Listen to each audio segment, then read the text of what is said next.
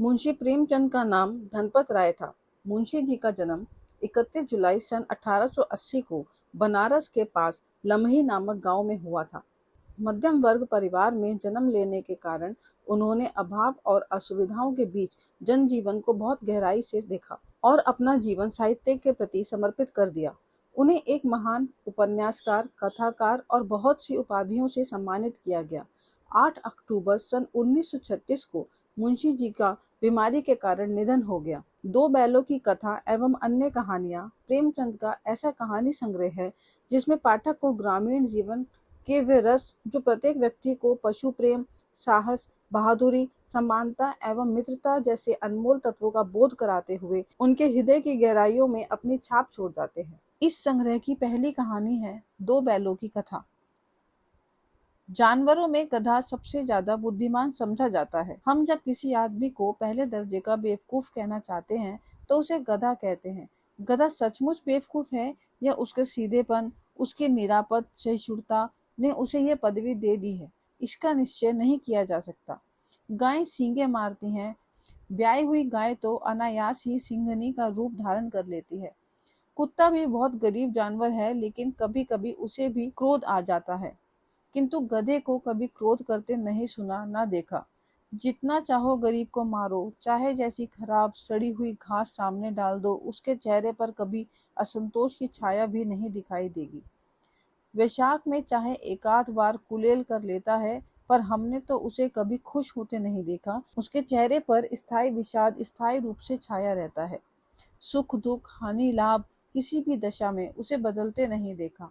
ऋषियों मुनियों के जितने गुण हैं वे सभी उसमें पराकाष्ठा को पहुंच गए हैं, पर आदमी उसे बेवकूफ कहता है। सद्गुणों का इतना अनादर, कदाचित सीधापन संसार के लिए उपयुक्त नहीं है।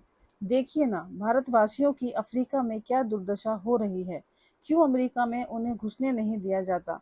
बेचारे शराब नहीं पीते, 4 पैसे कुछ समय के लिए बचाकर रखते हैं, जी तोड़कर काम करते हैं, किसी से लड़ाई झगड़ा नहीं करते, 4 बातें सुनकर गम खा जाते हैं, फिर भी बदनाम हैं। कहा जाता है वे जीवन के आदर्श को नीचा करते हैं।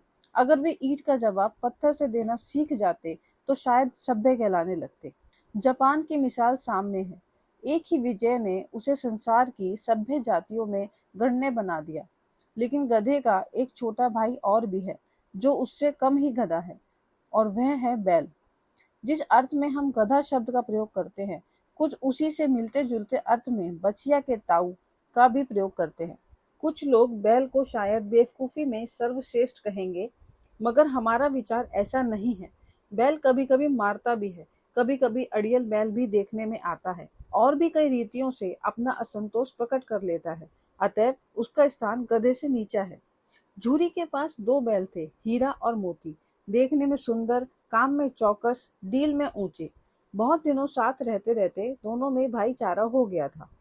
दोनों आमने सामने या आसपास बैठे हुए एक दूसरे से मूक भाषा में विचार विनिमय किया करते थे। एक दूसरे के मन की बात को कैसे समझा जाता है हम कह नहीं सकते। अवश्य ही उनमें कोई ऐसी गुप्त शक्ति थी जिससे जीवों में श्रेष्ठता का दावा करने वाला मनुष्य वंचित है। दोनों एक दूसरे को चाट कर सूंघ कर अपना प्रेम प्रकट करते। कभी कभी दोनों सींग भी मिला लिया करते थे, विग्रह के नाते से नहीं, केवल विनोद के भाव से, आत्मीयता के भाव से, जैसे दोनों में घनिष्ठता हो। इसके बिना दोस्ती कुछ फुसफसी, कुछ हल्की सी रहती है, फिर ज्यादा विश्वास नहीं किया जा सकता। इस वक्त ये दोनों बैल हल या गाड़ी में जोत दिए जाते और गर्दन हिला हिला कर चलते। उस समय हर एक की चेष्टा होती कि ज्यादा से ज्यादा बोझ मेरी ही गर्दन पर रहे। दिन भर के बाद दोपहर या संध्या को दोनों खुलते तो एक दूसरे को चाट चूट कर अपनी थकान मिटा लिया करते। नांद में खली भूसा पड़ जाने के बाद दोनों साथ उठते, साथ नांद में मुंह डालते और साथ ही बैठते थे। एक मुंह हटा लेता तो दूसरा भी हटा लेता था। संयोग की बात, जूरी ने एक बार गोई को ससुराल भेज दिया। बैलों को क्या मालूम वे कहाँ भेजे जा रहे हैं। समझे, मालिक ने हमें बेच दिया। अपना यूं बेचा जाना उन्हें अच्छा लगा या बुरा, कौन जाने, पर जूरी के साले गया को घर तक गोई ले जाने में दांतों पसीना आ गया। पीछे से हाँकता तो दोनों बाएं दाएं भागते, पगैया पकड़कर आगे से खींचता तो दोनों पीछे की ओर जोर लगाते, मारता तो दोनों सींगे नीचे करके हुंकारते। अगर ईश्वर ने उन्हें वाणी दी होती तो झूरी से पूछते, तुम हम गरीबों को क्यों निकाल रहे हो? हमने तो तुम्हारी सेवा करने में कोई कसर नहीं उठा रखी। अगर इतनी मेहनत से काम न चलता था तो और काम ले लेते। हमें तो तुम्हारी चाकरी में मर जाना कबूल था। हमने कभी दाने चारे की शिकायत नहीं की। तुमने जो कुछ खिलाया वह सिर झुकाकर खा लिया। फिर तुमने हमें इस जालिम के हाथ क्यों बेच दिया? संध्या समय दोनों बैल अपने नए स्थान पर पहुंचे। दिन भर के भूखे थे, लेकिन जब नान में लगाए गए तो एक ने भी उसमें मुंह नहीं डाला। दिल भारी हो रहा था। जिसे उन्होंने अपना घर समझ रखा था वह आज उनसे छूट गया। ये नया घर, नया गांव, नए आदमी उन्हें बेगाने से लगते थे। दोनों ने अपनी मूक भाषा में सलाह की, एक दूसरे को कनखियों से देखा और लेट गए। जब गांव में सोता पड़ गया तो दोनों ने जोर मारकर पगहा तुड़ा डाला और घर की तरफ चले। पगहे बहुत मजबूत थे, अनुमान ना हो सकता था कि कोई बैल उन्हें तोड़ सकेगा। पर इन दोनों में इस समय दूनी शक्ति आ गई थी। एक एक झटके में रस्सियां टूट गई। जूरी प्रातःकाल सोकर उठा तो देखा कि दोनों बैल चरनी पर खड़े हैं। दोनों के गर्दनों में आधा आधा ग्राव लटक रहा है। घुटने तक पांव कीचड़ से भरे हैं और दोनों की आंखों में विद्रोह में स्नेह झलक रहा है। जूरी बैलों को देखकर स्नेह से गदगद हो गया, दौड़कर उन्हें गले लगा लिया। प्रेमालिंगन और चुंबन का वह दृश्य बड़ा ही मनोहर था। घर और गांव के लड़के जमा हो गए और तालियां बजा बजाकर उनका स्वागत करने लगे। गांव के इतिहास में यह घटना अभूतपूर्व न होने पर भी महत्वपूर्ण थी। बाल सभा ने निश्चय किया, दोनों पशुवीरों का अभिनंदन पत्र देना चाहिए। कोई अपने घर से रोटियां लाया, कोई गुड़, कोई चोकर, कोई भूसी। एक बालक ने कहा, ऐसे बैल किसी के पास न होंगे। दूसरे ने समर्थन किया, इतनी दूर से दोनों अकेले चले आए। तीसरा बोला, बैल नहीं है वे, उस जन्म के आदमी हैं। इसका प्रतिवाद करने का किसी को साहस नहीं हुआ। जूरी की स्त्री ने बैलों को द्वार पर देखा तो जल उठी। बोली, कैसे नमक हराम बैल हैं कि एक दिन वहां काम न किया गया। भाग खड़े हुए। जूरी अपने बैलों पर यह अपेक्ष न सुन सका। नमक हराम क्यों है? चारा दाना ना दिया होगा तो क्या करते? स्त्री ने रौब के साथ कहा, बस तुम ही तो बैलों का ख्याल रखना जानते हो, और तो सभी पानी पिला पिला कर रखते हैं। जूरी ने चिढ़ाया, चारा मिलता तो क्यों भागते? स्त्री चिढ़ गई, भागे इसलिए कि वे लोग तुम जैसे बुद्धुओं की तरह बैल को सहलाते नहीं, खिलाते हैं तो रगड़कर जोतते भी हैं। ये दोनों ठहरे कामचोर, भाग निकले। अब देखूं कहाँ से खली और चोकर मिलता है। सूखे भूसे के सिवा कुछ न दूंगी, खाए चाहे मरे। वही हुआ। मजूर की बड़ी ताकीद की गई कि बैलों को खाली सूखा भूसा दिया जाए। बैलों ने नाद में मुंह डाला तो फीका फीका, ना कोई चिकनाहट, ना कोई रस, क्या खाए। आशा भरी आंखों से द्वार की ओर ताकने लगे। जूरी ने मजूर से कहा, थोड़ी सी खली क्यों नहीं डालता बे? मालकिन मुझे मार ही डालेंगी। चुरा कर डाला। ना दादा, पीछे से तुम भी उन्हीं की सी कहोगे। दूसरे दिन झूरी का साला फिर आया और बैलों को ले चला। अब की उसने दोनों को गाड़ी में जोता। दो चार बार मोती ने गाड़ी को खाई में गिराना चाहा, पर हीरा ने संभाल लिया। वह ज्यादा सहनशील था। संध्या समय घर पहुंचकर उसने दोनों को मोटी रस्सियों से बांधा और कल की शरारत का मजा चखाया। फिर वही सूखा भूसा डाल दिया।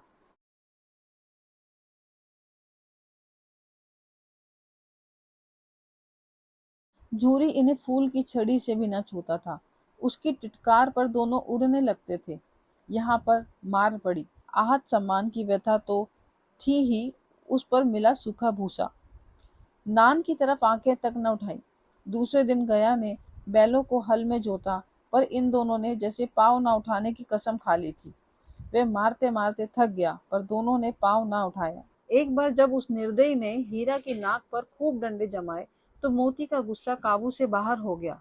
हल लेकर भागा। हल, रस्सी, जुआ, जोत सब टूट टाट कर बराबर हो गया।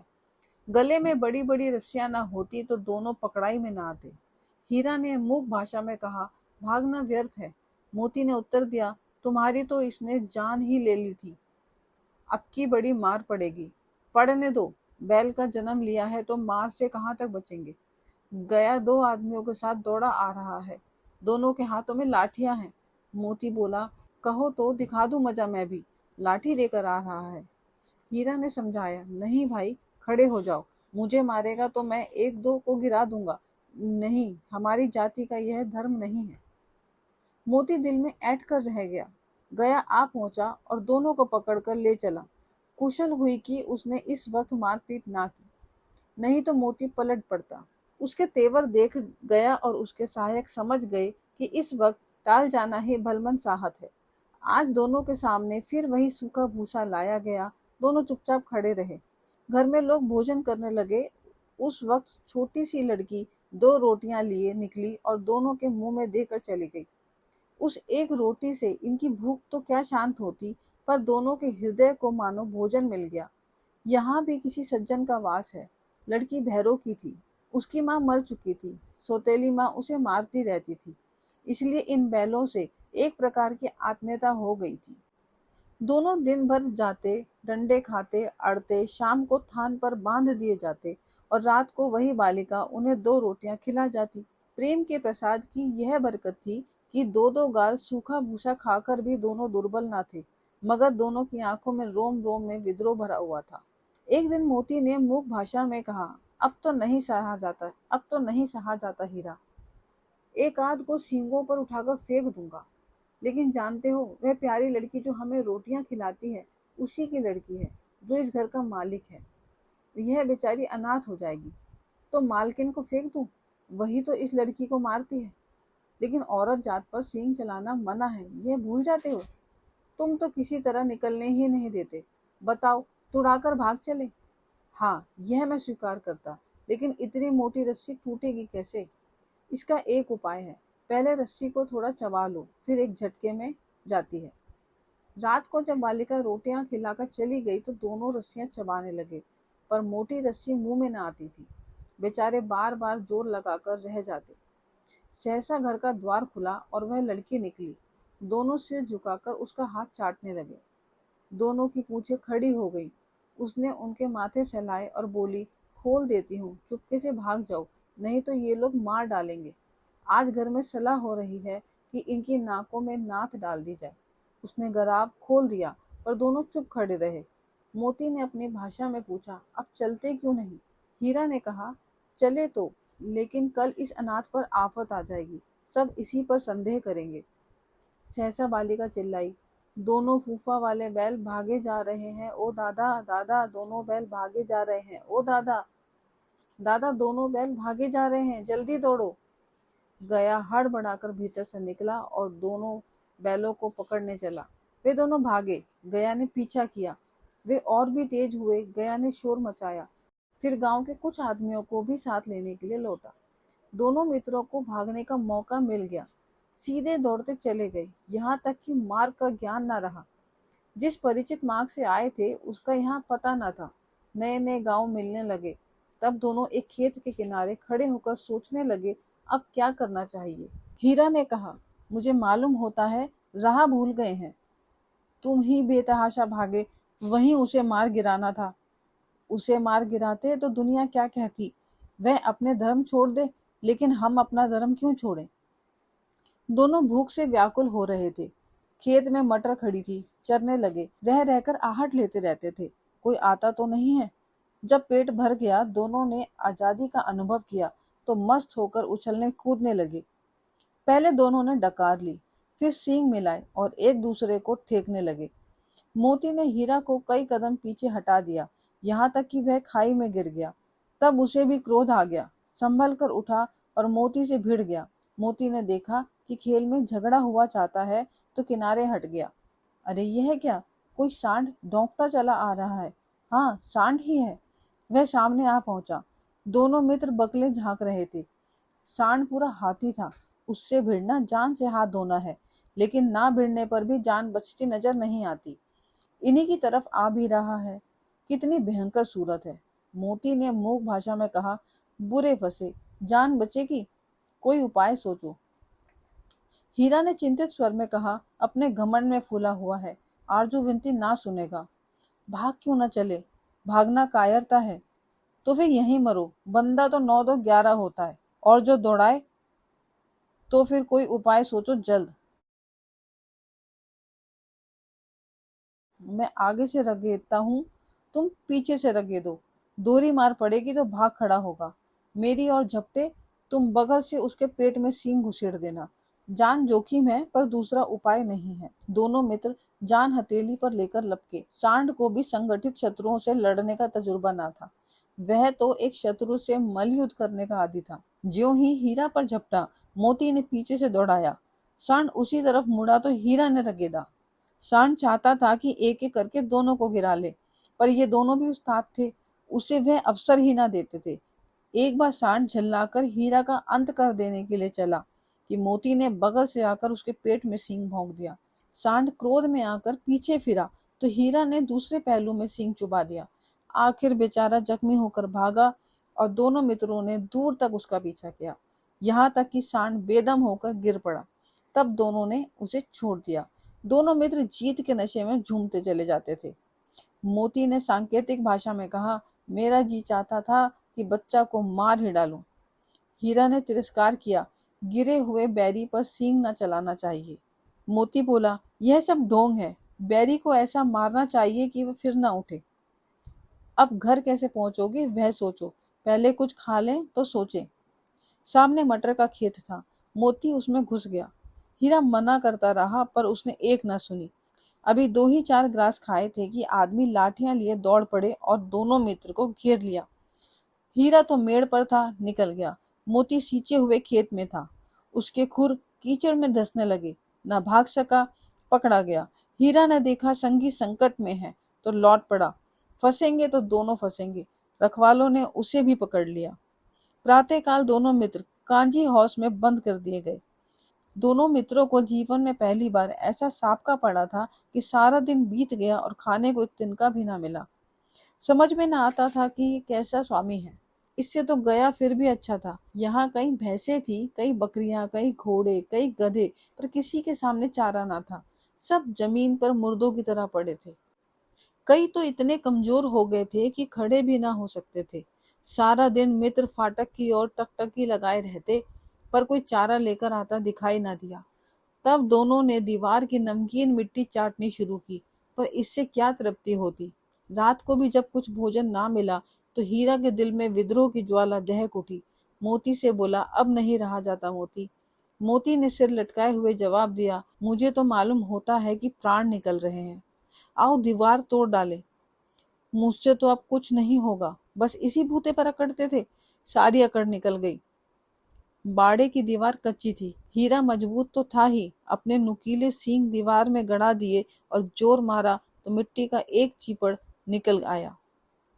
फिर तो उसका साहस बढ़ा और उसने दौड़कर दीवार पर चोटें की और हर चोट में थोड़ी थोड़ी मिट्टी गिराने लगा। उसी समय कांजी हाउस का चौकीदार लालटेन लेकर जानवरों की हाजिरी लेने आ निकला। हीरा का उद्दंडपन देखकर उसे कई डंडे रसीद किए और मोटी सी रस्सी से बांध दिया।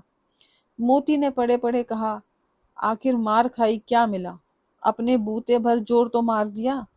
ऐसा जोर मारना किस काम का कि और बंधन में पड़ गए। जोर तो मारता ही जाऊंगा, चाहे कितने ही बंधन पड़ते जाए। जान से हाथ धोना पड़ेगा, कुछ परवाह नहीं, यूं भी तो मरना ही है। सोचो दीवार खुद जाती तो कितनी जानें बच जाती। इतने भाई यहाँ बंद हैं, किसी की देह में जान नहीं है। 2-4 दिन यही हाल रहा तो मर जाएंगे। हाँ यह बात तो है। अच्छा तो ला फिर मैं भी जोर लगाता हूँ। मोती ने भी दीवार में सींग मारा, थोड़ी सी मिट्टी गिरी और फिर हिम्मत बढ़ी। फिर तो वह दीवार में सींग लगाकर इस तरह जोर करने लगा मानो किसी प्रतिद्वंदी से लड़ रहा है। आखिर कोई 2 घंटे की जोर आजमाई के बाद दीवार ऊपर से लगभग 1 हाथ गिर गई। उसने दूनी शक्ति से धक्का मारा तो आधी दीवार गिर पड़ी। दीवार का गिरना था कि अधमरे से पड़े हुए सभी जानवर चेत उठे। तीनों घोड़ियां सरपट भाग निकली, फिर बकरियां निकली, इसके बाद भैंस भी खसक गई, पर गधे अभी तक ज्यों के त्यों खड़े थे। हीरा ने पूछा, तुम दोनों क्यों नहीं भाग जाते? एक गधे ने कहा, जो कहीं फिर पकड़ लिए जाएं तो क्या हरज है, अभी तो भागने का अवसर है। हमें तो डर लगता है, हम यहीं पड़े रहेंगे, गधे बोले।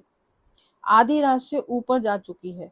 दोनों गधे अभी तक खड़े सोच रहे थे कि भागें या ना भागें, और मोती अपने मित्र की रस्सी तोड़ने में लगा हुआ था।